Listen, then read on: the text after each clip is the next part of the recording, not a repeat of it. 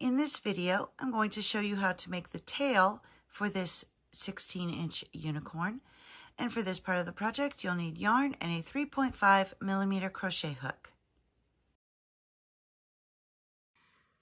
For the tail of this unicorn, we'll do the same thing we did with the mane and make about 5 of these little curlicues. So using the contrasting color, begin with a slip knot. So reach through and then pull on both of those pieces. Tighten up your loop and then grab the yarn, pull through to make a chain. And you're going to continue to go like this until you have a total of 20 chains. And here I have my chain of 20. Next, we're going to begin in the second chain from the hook and do 3 single crochet in each stitch, working all the way across the chain. So there's 3 into that one. And we go into the next one, 3 single crochet into that one. And you'll just continue to do this in each of the chains.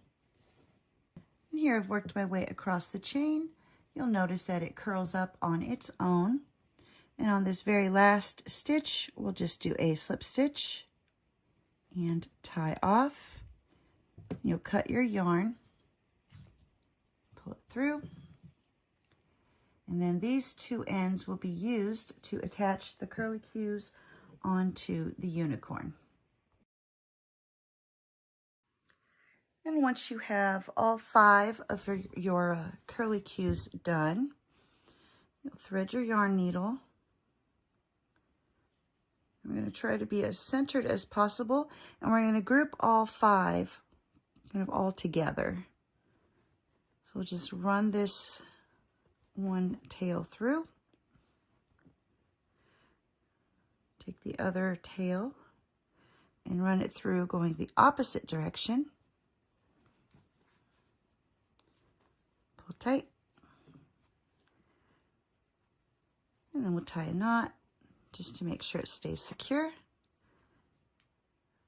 We'll take those ends and hide them inside the unicorn's body. Just like that. And snip off the excess yarn. And then you'll continue to do the same process with all 5 of them, trying to keep them kind of grouped together. So I'm going to go ahead and use that same stitch that I used before. Run through one direction, grab the other end here, run it through the opposite direction, and pull tight.